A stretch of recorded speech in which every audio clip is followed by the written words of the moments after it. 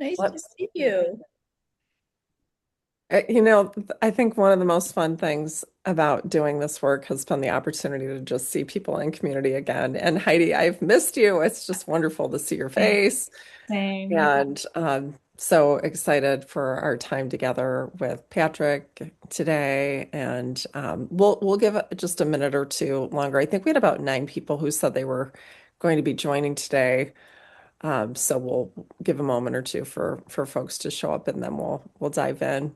And so But Shanaz, I see that your camera's on today, so you must oh, have gotten good, whatever your good. camera issue was must be resolved. I have no idea what my camera issue was, but I have learned to accept. Katie has given me permission when my camera will not Mm. turn off to just take that as renewal space for myself and to be able to just say, okay, this is what the universe is offering me right now. I'm going to just lean into it. Right, and I'm eating my lunch right now, so forgive me. I may turn off my camera for a second just to finish my lunch, but yeah, I'm here. Well, Shanaz, you want Absolutely. technical advice for the camera problem Potentially, yes, from a yes, very non-technical person? yes. But I've learned the hard. The magic sauce is generally turn off your computer, leave it off for at least 3 minutes, Yeah. and sometimes that lets the various files make friends with other files again, and then all of a sudden it shows up and it works. So it's not a panacea, but it seems to work most of the time. So that's it. Well, It's the that is a 3 minute good cure. advice. A 3 minute Yeah, viewer. yeah. I think the challenge for me there is when I'm the host in the meeting Yes, I understand. to to make sure I leave enough time to address it ahead of time. But yeah, good advice and advice that I will definitely heed. So thank you for that, Patrick. And welcome, Todd. It's so good to see you. To So see good to you. see you. Hi, buddy. And I think we have a few more people still to join, but let's go ahead and get started, and I can at least begin with introductions. I am delighted to have Patrick Reilly joining us today, and a funny little story. As luck would have it, we were actually introduced through a past client who said, "You two should know each other. You've got so much to talk about. Like you should definitely be in each other's auras." And so we did, and I quickly understood why it was that that recommendation had come. Our conversations have been very meaningful and forward-looking about the industry of coaching and leadership in general. And so I've really enjoyed connecting with Patrick personally through his work. He also brings a really broad background in the corporate world with coaching from an earlier time in his life when he was working at Kaiser Permanente with their teams, Google, HP, Cisco, um, Zynga. I'm sure that we could rattle off for hours around all the work you've done, Patrick. But he brings just a breadth of experience that's really, I think, valuable to learn from. And yeah, I mean, I just always enjoy our conversations and I leave feeling enriched. I leave feeling more curious, more expansive in my thinking. And in particular, I think that Patrick brings something to us that is really important right now, which is his deep curiosity about AI and what it means for coaches, for leadership, for organizations, how it is changing the world. And so he's been fascinated by the topic, really becoming, dedicating himself to being a subject matter expert in this space, and and brings all of that to this conversation. So I'm excited to have you here, Patrick, and um, let's dive in. And let me say, wasn't that a really gracious introduction? Like, wow, thank you. All true, all true, So, and yeah, really, thank really you. fun stuff. Okay. Um, Let me just give a brief history that I think will contextualize this and make it a little easier. Um,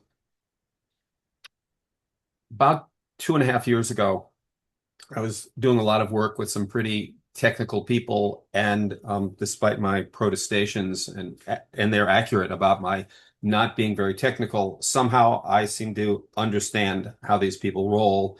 And as a result of that, I got opportunities to coach a number of people who were artificial intelligence experts who are being brought into new companies to bring their expertise. And so I learned a lot about the subject. And then one day, a colleague and friend of mine, his name is Wai Pak, that's W-A-I, not W-H-Y. He's Chinese, but anyway.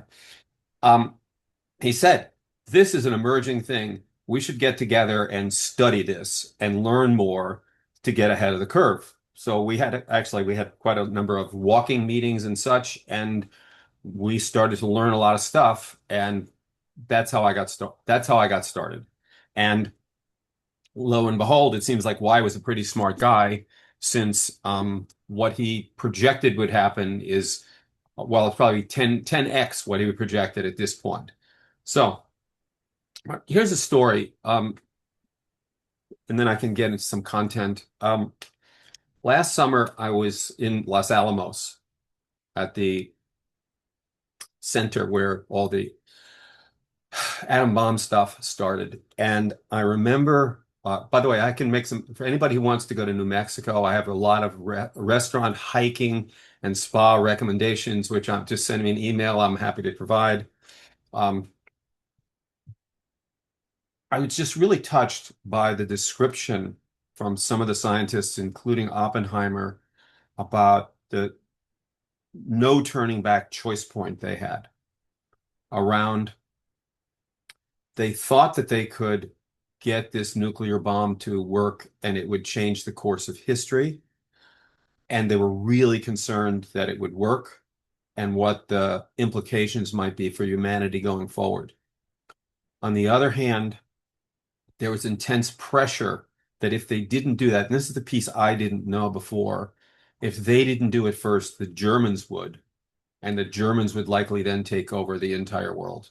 So that was the place, was the moment of inflection, reflection. I don't know how many polysyllabic words I could come up with to, but it was a ulcerating moment for them. And it really struck me.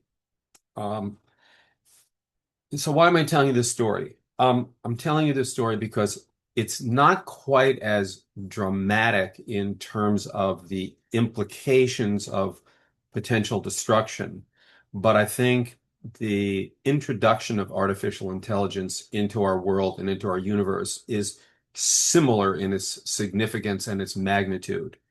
And that's what it is, because every day I learn something about artificial intelligence and what some of the amazing things they could do. I know a couple of scientists who are just unbelievably excited about some products they've been able to develop to help people engender health. And on the other flip side of that, I learn other information every day about why executives from some of these companies are leaving because of their grave concerns about the AI not being managed. There's environmental concerns, there's energy concerns, etc. So it is a very, all I get to is it's a really good tool. It has unbelievable potential. And if you ain't smart and you don't bring your intelligence and your ability to discern, you got a lot of problems. And so I think coaches can be instrumentally helpful in guiding leaders through this space in what I call it a wise way. But it's not a path that doesn't have a lot of potential peril. So I just want to be clear about the upside and the downside. And that's why I like to talk about it. And that's why I like to help other people think about how to learn this subject. And the last thing I want to say in this is that the very first step is to begin to learn enough so that you become credible. Doesn't mean that you have to build AI for anyone. You don't have to get there, but you have to understand what it is, how it works, what certain terms mean. And the educational process, in my experience, you got to figure out. There is no direct path. Like if you want to get a PhD in biochemistry, you know what to do. This is a very You got to create and cultivate it on your own by talking to other wise people. So I like to talk about this. Okay. So, all right. So let me see if I can show it. Whoops, wrong place. Let's see. What do I want to show? Here we go. Okay. Um, Actually, I'm going to go past this. We don't need to see this. Here's the deal. Um, it's a great thing. There's a mid-tier manager I've talked to. He's a developer. He's ecstatic at this point that he uses AI to do his coding every day. He's saving 2 or 3 hours. So you all know engineers like this. He goes and rides his bike and runs and does stuff during those extra two. So he's using it and he's getting his job done. But if anybody has ever gone surfing or ridden a wave or not, there's a certain place where you get a great thrill. There's a certain place where you know you're in over your head. So you have to pay attention to that. And so that's the big deal here from my perspective. I'm Patrick, going to talk. Yes, ma'am. can I chime in for just 1 second? Of course. I just, this just takes me back to dial-up internet and, you know, all of these tools that we've had over the years and how they've allowed us to be more efficient. And, in theory, bringing back that time to us. And then what we've experienced as, as professionals, that time is pretty much always backfilled with new stuff, right? So we're maybe doing certain things more efficiently, but the flood doesn't really stop. That water keeps coming in, right? Right. So yeah, just So here's the difference, in my opinion. yeah, Um, it's the speed at which it's happening. It's the risk involved that I tried to articulate. It's about the complexity of dealing with this because if you are implementing this in your organization, you're redesigning your business strategy. You're looking at cultural change. You're looking at a whole different talent acquisition and development process. So much of this is not clear. It's very ambiguous. So you need to have people who can see like the slice, the small piece to go through. So people who are just too literal have a problem, and the competition is ruthless. Um, Google just invested another 10, they went from 175 billion to 185 billion investment billion, that's a B, in 2026. The Metas, the Amazons, etc., are in the same boat, putting tons and tons of money into this. There's also competition within smaller companies as well, because if I attended a presentation from some people at Allianz, the insurance company, a while ago. They are ahead of the curve in that space. They have invested heavily in making their own information inside the company much more secure. They also have a whole separate place to keep their customers' information secure. And they have also invested significantly in retraining a lot of their analysts. So they're getting them training in AI, learning new tools, so they will still have jobs going forward. They are stepping ahead of other people in the same space. So that's what makes this different. That's what makes this bigger than that. This is what makes it bigger. I've worked on myself on a number of SAP implementations that are very complicated. And I'll just say the first one I ever worked on, you got a German software that's written in English, and I was working on it being implemented in Mexico and Costa Rica. So it was kind of a Spanish culture. It wasn't easy. The deal here is this is just bigger and faster, and there's more risk. Um, One more comment, and I want to see if people have other comments they want to make.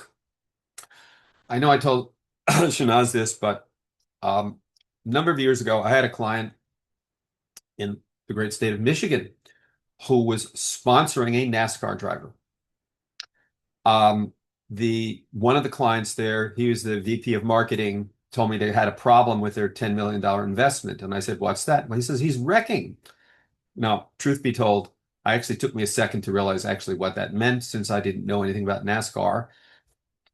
But he said, can you help him? And I said, I have no idea.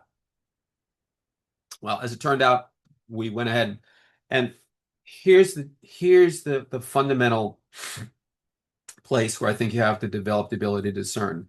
The single biggest thing that helped him was that if you go around a curve or a turn, if you prefer that word, and you're a professional race car driver, you have to figure out, and pilots have to do this too, you have to figure out what is the maximum speed I can go without getting in a wreck. Because if I go too slowly, I lose. If I go too fast and don't pay enough attention, somebody's likely to hit me and I lose. So you have to come up with some calculus for what's the fastest speed that I can take, or I'm going to move it along, make it happen, and not take too much risk. And there's risk no matter what. So there's risk for going too slow, there's risk for doing fast. That's what makes this different. So let me stop. Any comments or questions before I get into a little more? Maybe Katie, maybe I can pull you into this. I think a Sure. lot of this thinking, Patrick, has been behind the timing of us feeling like Coach Echo is so very important for Mhm. coaches and community because the pace of change is so rapid because of the complexity, because of everything that you're laying out here. What will it look like for our industry? How can we learn together and resource one another? And yeah, I'll pause there, Katie, but I know this is Mm. something we've had some good conversation about. Yeah, yeah, we have. Thank you for the um, what you shared, Patrick and Shanaz. Thank you for inviting my thoughts. That what I find interesting about this point of AI is that while we are supporting our clients who are trying to figure out AI and how it's impacting them and what's helpful and what's, I've heard the phrase work slop. You have your work done in 25% of the time, but then go back and use it, especially with engineers and coding. It's like, okay, there's a lot of holes in it. Um, that while we're helping them, our industry of coaching is also being disrupted by AI. So it's an interesting dual track disruption. Sometimes things will disrupt one industry and we might support people in it, but everything on the planet is being disrupted by AI. So it's an interesting moment to respond to.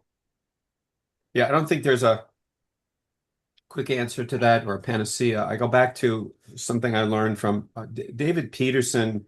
It's one of my mentors. He was the Mm, head of coaching he worked at PDI for a long time and then was the head of coaching at Google.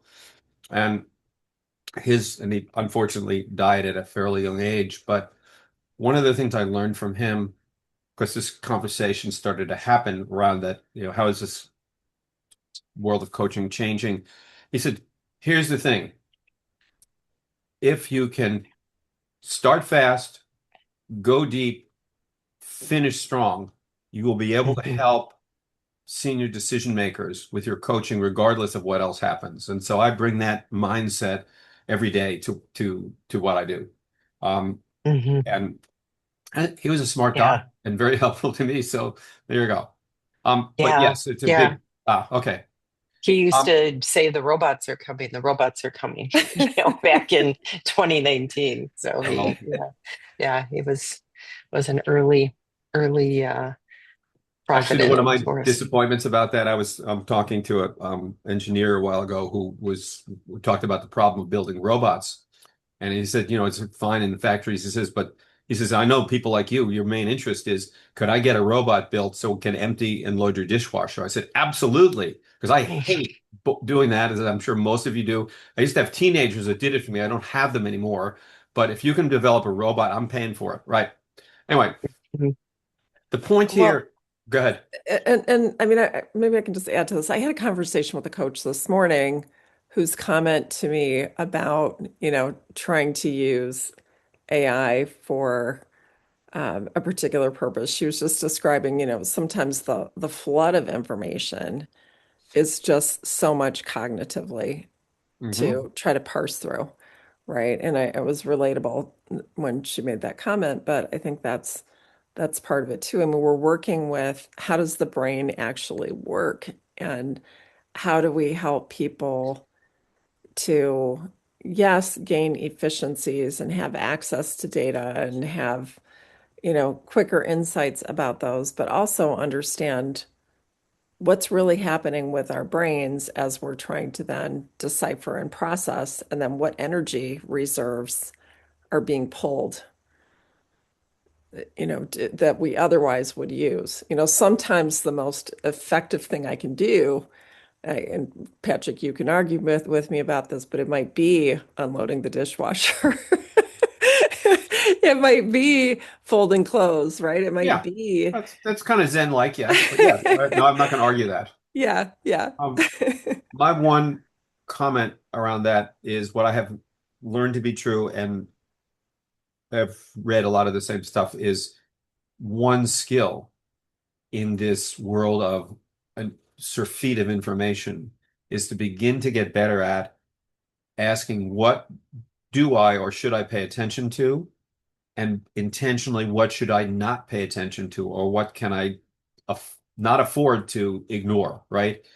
And you have to be able to get to the place where you can discern that and say, I'm going to put my time and attention here, and I'm not going to put my time and attention here. I'm not suggesting in any way that that's a piece of cake or is easy.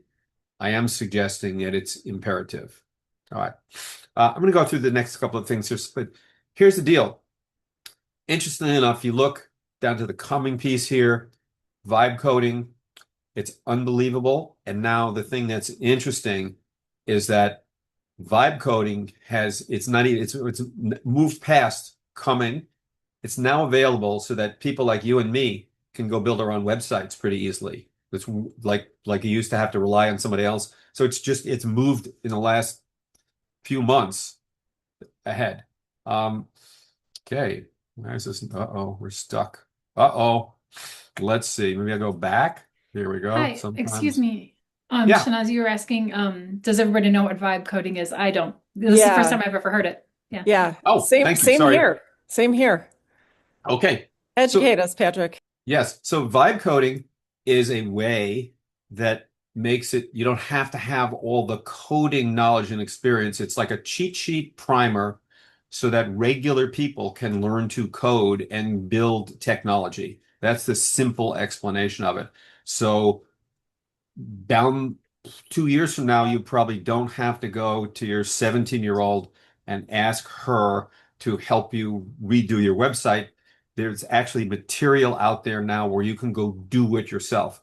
I was in a meeting at a startup called Age Tech, an interesting thing some friends of mine are doing. And there's some guy just sitting with his computer and creating code in the moment while we're in the meeting to understand better. So that's, and I can get into a longer explanation later, but does that help? Mhm. Heidi, you were the one who asked that? I'll say Yes, this. thank you. Mhm. Go to my friend Chatty, because that's the easiest to use, and ask her. You know who Chatty is? My friend Erica called. She went from calling Chat GPT. She goes to Chatty, and now I just call it Chatty. So it's just it's kind of funky, and but anyway, and you can get a tutorial about how to vibe code for yourself. Okay? If you have other, if you prefer Gemini or Google, Microsoft Copilot, that's fine. Go to Anthropic, or Claude actually is very good for certain things too. Anyway, but that's that. Okay. Um, here's here's one place where I began and I learned a lot. I had a client. He had been hired from one tech company to another. He'd been doing AI for like 20 years. So he shows up, and I'm sure all of you have had this experience before where you get somebody who's really a renowned expert, and they show up at their new company, and the people are like, yeah, okay, who are you? And apparently you don't know anything because you're stupid and you didn't do it here. So that's what he walks into. So he's got a little problem. Okay. It took him 1 solid year to begin to resolve this problem. So what he had to do was two things. One, he had to meet all the people who were known as the experts with tech chops. And he had to make friends with them, and he had to be in innumerable situations where he had to show his mettle and what he could do. So they could probably start to conclude, this guy knows what he's talking about. He's been doing this for a while. And then he got this person and that person. He had to get a whole slew of people so that there's like a rite of passage. And it was like, yeah, well, you didn't learn it here, but apparently you kind of know a little bit about this subject. So that was one thing. Second thing you know from working in companies is that there's always these people who are the ones in the know, the person in places or on speed dial to the CEO. And if they say she's got it, or she can do it, or you should talk to her, they do. And so he also had to get those people together. It took him a year. And Shanaz, it goes back to your comments about community and its significance. It wasn't until he created a community with a critical mass of people from those two groups that he then got to a place where he could do what he needed to do. It was very frustrating. I remember telling me that his wife said, I really like living in California now. Don't get fired. All right, and that was his criteria. He had to do this without getting fired. Finally, he got there, and there were three main things that he disclosed or what we talked about. One, and this is critical in any AI situation, you need a whole new business strategy because you're using your resources in fundamentally different ways. Look at the investments that people make. Look at all the people who've been laid off from jobs as people have allocated funds that used to have people get salaries that have now been devoted to AI and other things. Secondly, was a recognition that there needed to be some changes to the culture, some of the norms that were required, because it's so competitive. Some of the nice stuff that in his place became a much more competitive environment. People had to learn some new habits and behaviors, the same stuff. And lastly, the whole talent deal became very different. Because as I've learned, because you are a rock star software developer does not mean that you can build AI. It's a whole different skill set. It's an emerging thing. As one former client of mine said, I went to the University of Illinois, Urbana-Champaign. I have a PhD in computer science. I've been doing this for 20 years, and most of it's no longer relevant. And I said to leave his name out. And I said, well, that's a little bit of an exaggeration. He says, well, yes, it's a little bit of an exaggeration, but there's a lot of truth to it. So that's a lot of change. Okay. And as we all know, we individually kind of tap out on change at times, etc. It becomes too much. All right. So that's one example. This is what he did. All of you know this. What I have learned in every instance is that pushing to get people to change does not work. I'm sure all of you have myriad examples of that yourselves. So that's a great thing to know, but I know the inclination to do that is always there. However, like the gentleman I just described in the user case, he realized that he had to create a pull strategy to start to get various people to join his community. That started to engender some success. And every AI situation I've been around to date, that pretty much is true. There's moments of push, but this is like preeminent. But there's another piece. So here's something I've learned. You're welcome to take I've developed a framework called the 5 A's that I have found to be essential in helping this to happen. So the leader, he, she, etc., first has to educate themselves. That's not on the charts here, but you have to become credible enough so people will listen to you and pay attention to you. Then you have to sit in the question of how to go about designing an approach that people a small percentage of people will start to accept this is happening, this is going to happen. So then what's the strategy I have to develop to create adoption here? How do I enroll people? How do I go about doing that? How do I get help from my friends, etc.? The third piece, because of the 5 factors that I covered before, is you got to make this happen fast enough. Goes back to the race car driver. You have to go fast enough to get around the curve, because if you don't, someone else will. The fourth piece I learned from a guy that I've worked with named Steve Denning, who writes for Forbes now. He was an executive at the World Bank for a long time. He now has send me a reminder, I'll send you a couple of articles from him.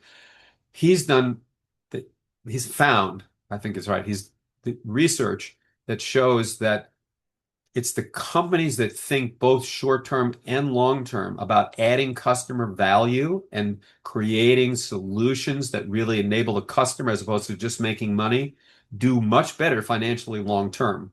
So you have to bring that into the equation. And then the role of the leader or leaders is to activate all of this. So you have to, if you're the leader, think about what do I have to do to make this happen? What do I have to change in terms of my mindset, my behaviors, and what do I have to do to get the attention, keep the attention, and get other people to accept and embrace this, right? So if you miss one of these points, you don't get there. Here's another piece. The essential first component is the automation. If you don't have an AI system, the conversation's not there. I am suggesting that you're going to have to at some point. Now, in smaller organizations, the models that you use that you might use in a big company like, say, Walmart, it's just too much friggin' money. And it's just they don't have the money, they don't have the options. It's a whole different thought process about what's the AI need to get, what's the choices, how do we do this, because they just don't have the money and the time to do stuff like, people who got a lot of money in the bank. So the first step, again, you got to become literate in AI. I'm happy to talk to about how you do that. I can share my best sources. Happy to do that. You have to think about, and this is really interesting. It's like, okay, so now we have this, but what are we going to need there? And so you have to have people, you have to develop your facility to begin to think more clearly about what do we need to create and how do we do that? So it's much more thinking ahead. Third piece I have found is that the role of the leader, in this case, historically has been to define solutions and go get it. Actually, you have to begin to develop your facility to define the problems we will have so you get ahead of the curve. The key piece of message that you have to drive, especially where you got a lot of techie people, is that it's how do you augment the technology? The technology is the first step on the pathway, but it's a smaller step because it's around the utilization of it that creates the efficiencies and effectiveness in the business, will enable you to create more value for your customers. And here's the last piece is I admit I get in situations from time to time. There's a lot of pressure. I can feel myself get all wound up. You have to get better and better, given the fact that you've got to make it around that curve to get more informed about staying centered under pressure. And all of that, I'm sure all of you are doing that with coaches. Actually, I have a suggestion. There's a gentleman I know, his daughter just won the Olympic figure skating medal. Her name is Alicia Liu. Go on YouTube and watch her. She exemplifies being unbelievably chill and focused and staying centered under pressure. If you and I can learn to do what Alicia does, you'll be doing fine. That girl rocks. And there's a great story behind her, but go watch the YouTube video. One of them really shows her, and you can see the unbelievable things she's doing under pressure. That's what we have to learn to do better. And in fact, I would say one of the things that's happened for me in my coaching world, let me see. Okay, we're fine with time. And Shanaz, you let me know if I'm yapping too much, but I get a No, you're little great. excited. um, is that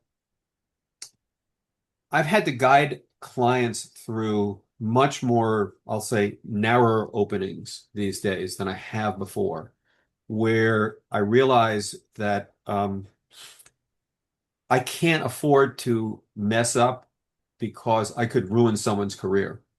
So I have to help them move through a little more dangerous territory at a higher speed, but I have to develop my ability to be more precise and more discerning because there's more on the line here. Um, Actually, I'll get into this in the second case and I'll demonstrate that. But I'm just saying for coaches, asking yourself, how do I get better? And how do I stay more centered under pressure and help my clients do better with that? It's another critical skill for us. Okay, I hope Patrick? I'm not scaring anyone, am I? Okay, go ahead. Yes. No, no. I just wanted to share though, and I'm curious, for uh, uh, for the other coaches on the call, just what you've run into with this. But I did a team coaching 2-day retreat last week, and it was something that they talked about in advance. They wanted to record the whole thing on Otter. They wanted to be able to extract insights from there. And and we did all of that. That was the first time I've had an engagement that has been like that. And it's sort of this balancing between what are the words that AI is pulling and sense making from, and then what's the energy in the room? What's the tension? What's the real stuff? Where are the pauses? Right? All of the stuff that AI right now I don't think is picking up on, but maybe will someday. And how quickly will that change happen? But it was a wonderful tool for kind of distilling things down afterwards. I then still had to go back through in the summaries and, do my own gut check on it. Like, is this really what was present? How do I help to draw on my own resources Mhm. Uh, in, I could tell a similar story yeah, about a friend and colleague who used a similar tool and then just complained unendingly because he had so many hundreds of pages of notes to go through to get to it. But what you're right. triggering for me, Shanaz, is the thing I have to remember more, and I offer as a suggestion to people is really keep thinking about how do I get better at reading energy and tone? How do I Mhm. look for that? How do I see that? Is it in the body language? Is it in the tone of voice? Because I think that's the big deal. Um, And actually, helping our clients to do that, yes, helping absolutely. them to read, okay, this is what ChatGPT told us, but what was the tone and energy in the room?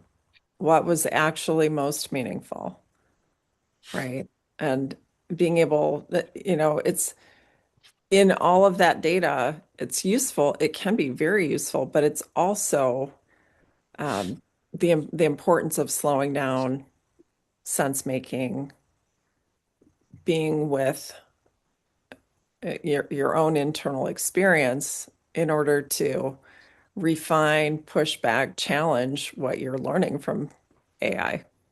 Mhm. Yeah, it's just I go back to my race car driver is that actually what the critical factor was for him is he actually had to learn to slow down while he was going fast and be able to observe better what was behind him and what was next to him and to ascertain what the maximum speed was. And I think that's the same thing here. Right. So to me, sure, you have to establish your bona fides with clients first. They go, oh, okay. Yeah, Katie knows enough about this stuff. She's been around the block, she understands her business, etc. But then once you're there, the places where you can make a difference have to do with your ability to actually read your own energy inside, but also those of others, and use that as your guidepost, if you would, or help you to move ahead. So it's plenty of opportunity for us to improve. I'll leave it at that. Yeah, Okay. and in that space, that's another place we can add value in naming those, what doesn't show up on the transcript or in the summaries of, like I'm sensing, something here. What is it? And not naming it for them, but creating space, verbalizing the question, which with the I was going to say pressure, but it isn't even pressure with maybe even the gift of it being recorded and thinking what is really happening here in this room that needs to be visible, and how can I facilitate this space so that I'm just not noticing and will remember later, but so it can actually be named, acted on, and move everybody forward. Mhm. And that actually takes me back. It amazes me, but I'm not going to say who. My very first coaching mentor was a really, really smart guy who also was just a royal pain, um, and one of the least empathetic people I have ever met in my life. Just so he was quite an enigma. However, as I'm listening to you, Katie, there's a couple of things he always said. And one of the things he always pointed me to was what's important. And so I always ask myself that. And then once I have a feel for that, then I go ahead. But you have to sit in that question if you want to be helpful in this universe or this emerging universe. Okay. I'm going to go ahead unless somebody else wants to raise their hand and make a comment or ask a question. This is a big deal for a lot of people. You do have to be intentional about you as coach asking yourself, what's the mindset shift that I have to make? And then how do I help my client do that, given that it looks a lot like the world I've been in, but it's really different.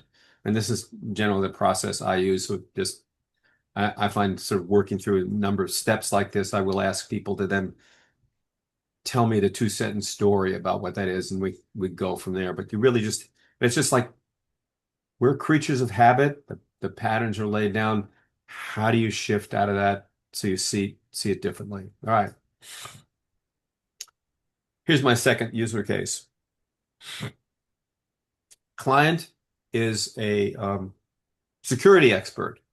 Like really, um, he is an interesting person in that he is both a tech genius. He's been invited to become the highest level tech person in his company, and he declined because he loves to work with people. When I got him, he had a team of 1,200 people. Um, his boss, who he loved, left, and he had two people that he was kind of reporting to who were kind of frustrating to him. And he had an idea, technically speaking, about how to get the platform they were using and the apps integrated together and how that was going to make them be much better for their customers, great efficiencies. He couldn't get that to happen. Now, of course, those of you who've been around the block, you understand what it's like for people who are in charge of something to give that up because, well, you know the story. So he couldn't make that happen. But he was really frustrated. So we explored what to do about that. Then AI was introduced into his organization in a more fundamental way, and it provided an insight for him about how to do this. What that was going to require, though, was for him to come up with a proposal for his CEO, who was well, you know what it's like to sort of jump past your boss and have a conversation with their boss. It's kind of some risk involved. So that's the conversation that we worked on developing. And he was able to because of his expertise, he got the attention of the CEO, and then he created an opportunity to talk to the CEO about it, who bought it. And so it was very dicey for him because there's a lot of risk involved. This is the place where I had my own personal revelation about, well, Patrick, you got to be like really paying attention here because this is somebody's like career on the line here. And this is not like lightweight coaching. This is serious business. So you got to really like be present, up your game. Don't make any bad moves. Like this is not like you can't afford to. So he got there, and interestingly enough, the CEO agreed, and then the offer he made to him was around, well, yeah, but I brought somebody else in from the outside, and I want you to report to him instead. My client, the balloon collapsed. He did not want to do that. And so then we had a subsequent conversation around, well, what else would he want to do? What could he do? Um, They said, I just don't want to do that. It's just like it's the same thing again. And I know more than these people. I can bring more to the table. So we ended up having a conversation about a job offer that he had, which after much rumination, he took and left because he recognized he was at a place where I've seen this happen so many times where people have to leave a company in order to get promoted, right? So that's the case. I would imagine that's what will happen with him because of his expertise. But you know the line from the Joni Mitchell songs, you don't know what you got till it's gone. You know, say, et cetera, et cetera. So that's what happened. But it was the AI that helped him get to a place where he could have a conversation that was different than before. It took a lot of courage on his part to have this conversation, but he was able to figure out how to get the attention for the decision maker about the gap that they had to work. And he got him to go, wow, this is much better. And yet then he was disappointed, if you would, with the end result. And what I had to say to him is I'll call him Mario. You know, yes, sometimes though, what you have to remember is the top decision maker might see that what they're talking to you about is really important, but since they're responsible for the whole show, sometimes they can't make moves that make sense because it's going to negatively impact the whole system that they're managing. And that could be very disappointing to you, and it is, but it will require the CEO in this case to do some things that were going to irritate too many people, other people too much. So he had to think about what's the big deal that was needed here and move accordingly. So it's just sometimes we do our best work and it's still disappointing. Okay. Yeah. But my message here is it goes back to it's faster, it's riskier, there's more ambiguity, there's more complexity, and there's more competition. Okay. So you have to up your ability to be more attentive to the things that are important and discern better. And notice I keep using that word. I stay away from the Judgment word because and very intentionally. Okay. One is a higher skill from where right? Okay. Last main thing I want to talk about is that yes, push, you got to go to pull. But in order to make it work in the AI world, because of the increased speed and complexity, you have to push to acceleration.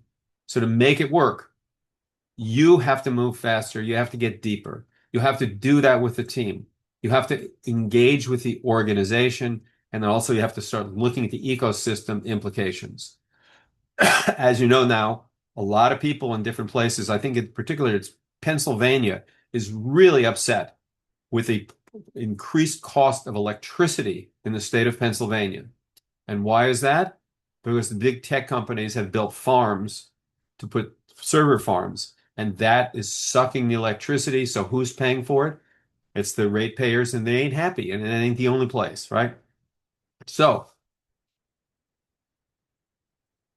I covered this before in my first user case, but here's there's a pivot to the business strategy. It's not a simple thing. It is a significant reallocation of resources and processes, both business processes and people processes. There are changes to roles that people have to take. Some of the roles that exist before don't exist anymore, and people have to change behaviors.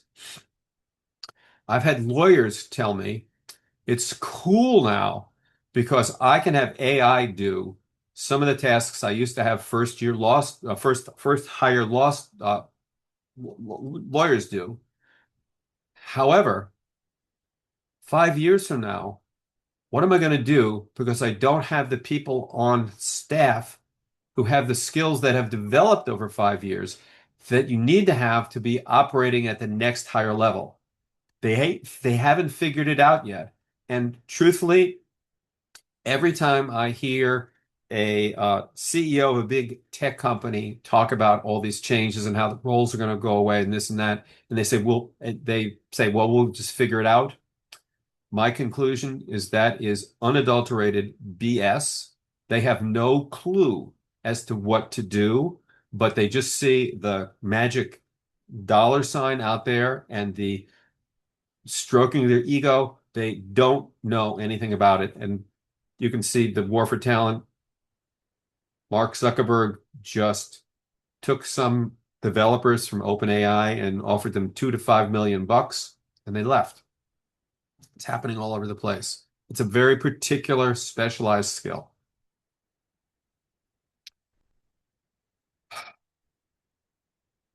I've covered this already. And you know what, Patrick, I'm sorry that Lisa had to jump when she did because I Oh, think she sorry. could have spoken to that last point.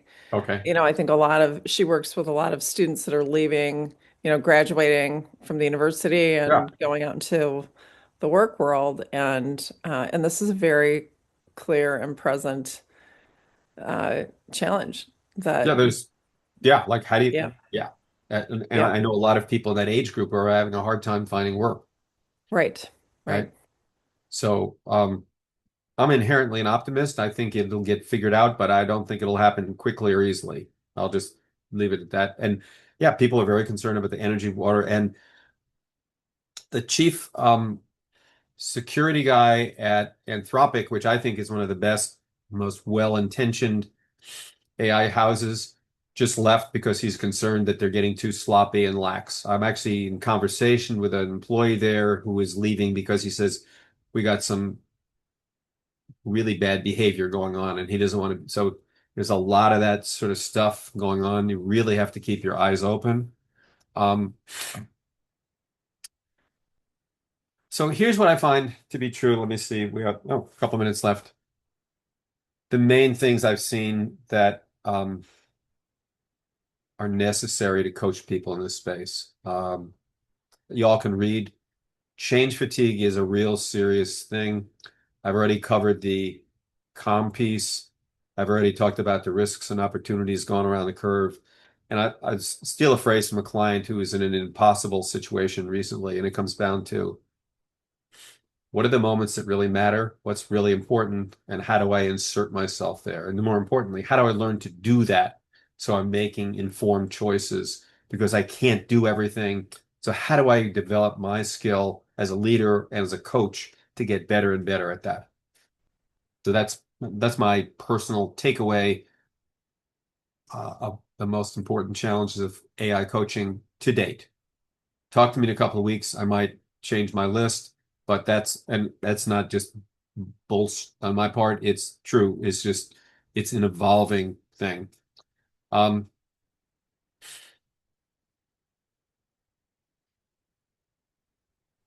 Here's the last thing I want to say that I have found to be very true. Again, this is still emerging. My experience to date is there are five specific opportunities, and you have to learn which one it is before you enter. Bolt on the EQ. Uh, a leader, she's asked to run the organization because of her experience. She knows how to lead. She's not very technically sophisticated, and she doesn't know much about AI. What she has to do is find one of these young geeks who knows about this, bring them onto the team. They have no clue about how to run things through the organization to make things happen. So we'll talk about it from the coach perspective. The coach has to insert him herself into the situation and figure out how to energize the dynamic so the EQ of those two leaders, they're partnering, they bring that to the organization. Leading AI with EQ. My user case number one, extremely technical guy. And he already had, for a very technical person, and you know this is not always true, he was tremendously sophisticated with his ability to communicate, to influence, to get people to work together. Unusual dude. And he still had a lot to figure out, which is what I helped him with. So we got to the what are the main changes you have to make. So different situation. The third place is being more of a sounding board or a strategic advisor. Uh, Sometimes I've had people say to me, like, yeah, I just can't talk about this to someone in the company. I need a perspective about how you might run through this. They trust you because you've been around the block and you've been helpful to them before. Or specifically in smaller organizations around AI, the leader knows, let's use this, he in this case, has to make this happen. He has to get credible. He doesn't know anything about the technology. You have to join with that person and guide them through the whole thing. You have to help them figure out how to get educated. You have to have access to a technical resource who you can suggest that can work with you to help them make some informed choices about what is the technology you're going to choose, what's the price point, how do you make it happen, how do you introduce it into the organization, and then you keep holding the hand of your client to guide them through. So now what do we do with the business? How do we make this happen in the business? How do we augment the technology successfully in our business, et cetera, et cetera? Um, I had a client leveraging AI to learn fast. I didn't like how they were evaluating coaching. It started with this -3 to +3. I made a comment to the woman I was working with, and she said, well, I try to influence my bosses and they're not changing it. Can you help me? And I was like, oh my God, that's like hours. So I went to my friend Chatty. I had a comprehensive answer for her within 5 minutes with sources that she could bring to her bosses and say, here, this suggests we should, okay, so that's the last one. And then the last one I'm going to say is that if you see yourself just as a coach, some of these situations actually, I think, require people to be both a consultant and a coach or some hybrid of that. So to understand it's critical to understand the dynamics in the organization and what you can do and what you shouldn't do to help the organization move forward. So it's not just coaching, it's a hybrid. I don't have a name for it yet. So to my experience to date, these are the five principal situations I've seen presented. It requires you as a coach to look at things differently, bring a different mindset, a different skill set, et cetera, et cetera. So, other Thank you. questions or comments? Thank you so much, Patrick. I'm wondering, I know that the hour goes by quickly. I'm Yes. wondering, Heidi, Katie, Todd, wondering, are there more questions that you have that we can also follow up with? Are there, things that you're wondering about that you came today wanting to learn about that we haven't covered yet?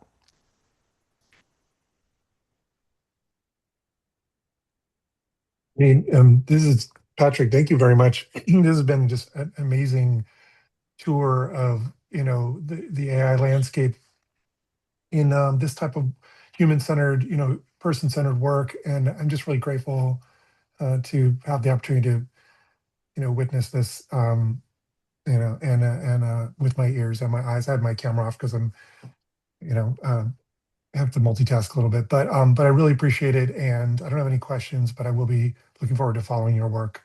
And thank you very much.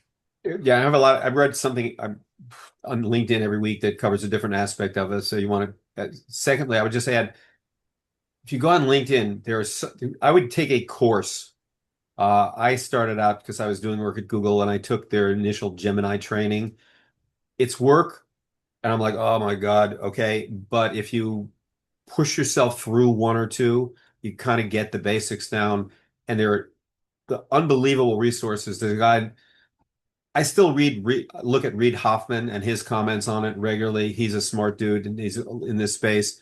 And there's another guy, I have no idea how he does this, called Roger Rogakowski, who writes two or three pieces every friggin' day about some other aspect of it. I have no idea how he does it, but there are people that you go to, and you have to create your own curriculum, is my opinion. But okay.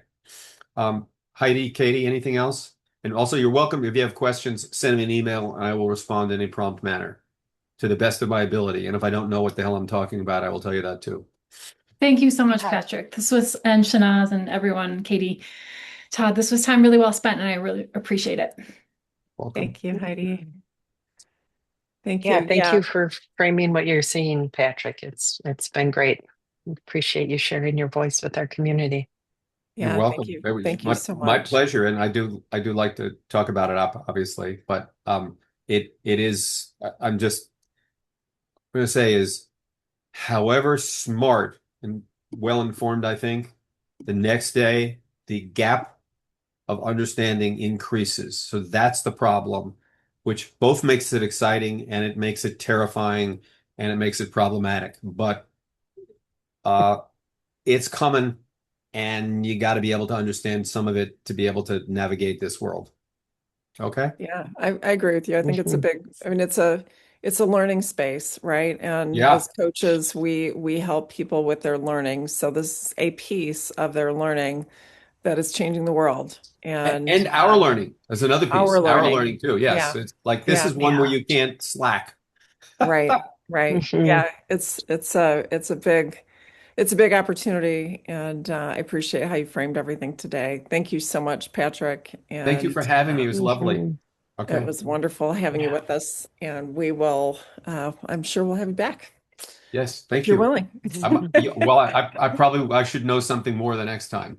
If I don't, get rid of me. Bye. Thank you, Patrick. Thanks, Mhm. everyone. Have a great Thanks for rest the of your day. invitation, Mhm. Katie Thanks, and everyone. Shanaz. Thank you. Bye. Bye. Thank you. Thank you so Thank much. you. Bye-bye. Bye-bye.